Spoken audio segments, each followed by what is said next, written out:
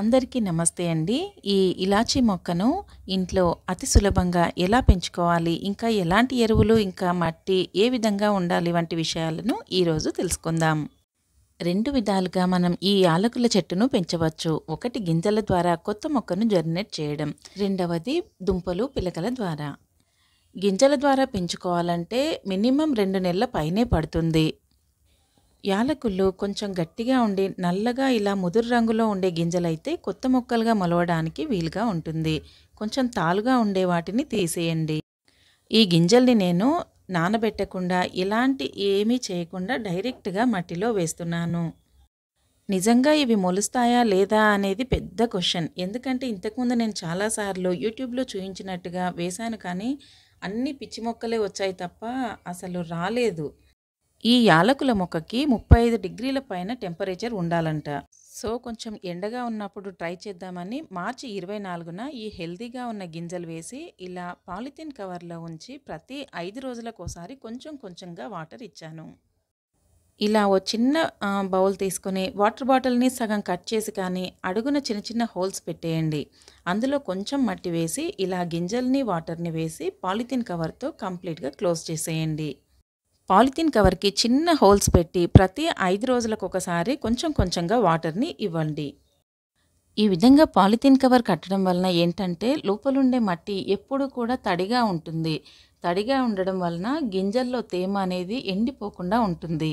ఈ విధంగా కవర్కి చిన్న హోల్స్ పెట్టడం వల్ల ఏంటంటే ఆక్సిజన్ లోపలికి సరఫరా అవ్వడానికి ఈ హోల్స్ యూజ్ అవుతాయి. మొదటి 5వ రోజున తీసి చూడగా అన్ని గడ్డి మొక్కలే వచ్చాయి. వాటిని క్లీన్ చేసి మళ్ళీ అదే విధంగా కవర్ చుట్టి 5 రోజులకు ఒకసారి వాటర్ ఇస్తూనే ఉన్నాను. ఇంత ప్రాసెస్ కష్టం, ఏదో ఓసారి వాటర్ ఇవ్వడం మర్చిపోతే ఎలా, మొలకలు రావేమో ఎక్సెట్రా ఎక్సెట్రా ఇలాంటి డౌట్స్ ఉంటే గనక హ్యాపీగా ఆన్లైన్లో ఈ ఇలాచీ దుంపల్ని తెప్పించుకొని నాటండి.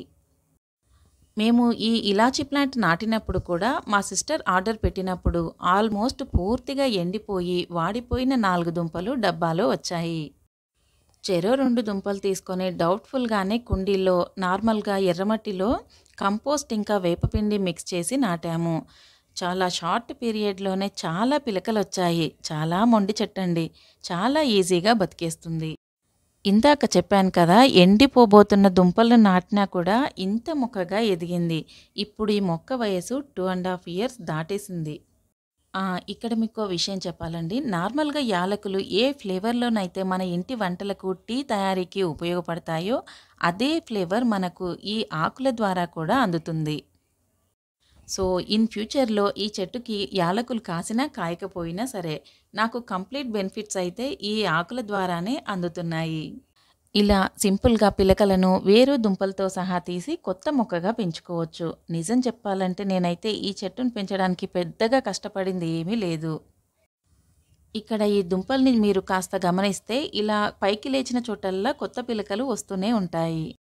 ఈ సంవత్సరం జూన్ స్టార్టింగ్లోనే తొలకరి వర్షాలు మొదలైపోయాయి. బయట చాలా పెద్ద వర్షం పడుతోంది. వర్షం పడేటప్పుడు కొత్త మొక్కల్ని నాటుకుంటే అవి తప్పకుండా బ్రతుకుతాయి. ఈ కుండీలో కూడా నార్మల్ ఎర్రమట్టికి కొంచెం కంపోస్ట్నిచ్చి వేపపిండిని మిక్స్ చేశాము. మట్టి కొంచెం గుల్లగా ఉంటే ఈ ఇలాచీ ప్లాంట్కి దుంపలు ఎదగడానికి కొంచెం ఈజీగా ఉంటుంది. ఒక్క 2 ఇంచుల మట్టి లోపల ఉండేలాగా ఈ చెట్టును నాటుకుంటే చాలు. కొత్త కుండీలో నాటిన ఇలాచీ ప్లాంట్ను వర్షం నీళ్లు పడేలా ఇలా ఉంచాను. ఖచ్చితంగా కొత్త మొక్కగా ఎదుగుతుంది. ఇంతకుముందు మనం గింజల్ని చిన్న డబ్బాలో వేసి కవర్లో కప్పి పెట్టాం కదా, 2.5 నెలల నా నిరీక్షణ ఫలించినట్టుంది. 40కి పైగా గింజలు వేస్తే 6 మొలకలు వచ్చాయి. స్మెల్ చూస్తే అదే మంచి ఇలాచీ ఫ్లేవర్ స్పష్టంగా తెలుస్తుంది. ఇలా వచ్చిన ఈ మొలకల్ని ఇంకొంచెం ముదరనివ్వండి. ఒక 1 మంత్ దాకా ఈ కవర్ తీసేసిన తర్వాత వేరే ప్లాంట్గా నాటొద్దు. 1 మంత్ తర్వాతనే వేరే కుండీలోకి మార్చుకుంటే సరిపోతుంది. సో ఇవ్వండి ఇలాచీ ప్లాంట్ ముచ్చట్లు. మీకు ఓపిక ఉంటే గింజలేసి పెంచండి. ఓపిక లేదా ఆన్లైన్లో కానీ లేదా ఎవరైనా తెలిసిన వాళ్ళ దగ్గరైనా ఇలా పిలకలు తెచ్చి నాటండి. మన దగ్గర ఈ ప్లాంట్స్ ఉండవు కాబట్టి కొంచెం క్రేజీగా కూడా చెప్పొచ్చు ఇలాచీ ప్లాంట్ అని. మీకు వీడియో నచ్చితే తప్పకుండా లైక్ చేయండి.